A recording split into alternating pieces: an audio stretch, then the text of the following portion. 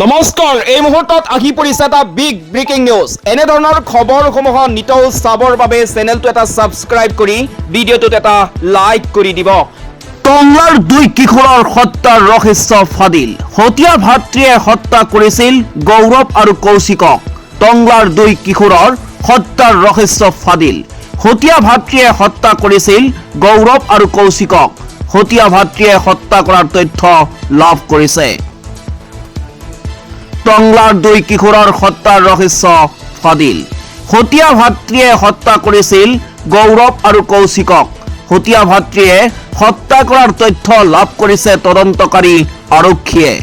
ভাতৃক হত্যাৰ সন্দেহত আটক জ্যেষ্ঠ ভাতৃ নীৰজ শৰ্মা। জানিব পৰা অনুসৰি পিতৃ মহেন্দ্ৰ শৰ্মাৰ আছে দুগৰাকী পত্নী। অভিযুক্ত নীৰজ শৰ্মা মহেন্দ্ৰৰ প্ৰথম পত্নীৰ পুত্ৰ বুলি জানিব পৰা গৈছে। মাতৃ আৰু ভগ্নীৰ সৈতে পঞ্জাৱত আছিল নীৰজ শৰ্মা। কিছুদিন পূৰ্বেহে টংলালৈ আহিছিল অভিযুক্ত নীৰজ। হত্যাকাণ্ডত ব্যৱহাৰ কৰা অস্ত্ৰ জব্দ কৰিছে আৰক্ষীয়ে। অসম আৰক্ষীৰ সঞ্চালক প্ৰধান জি পি সিঙে প্ৰকাশ কৰিছে এই তথ্য।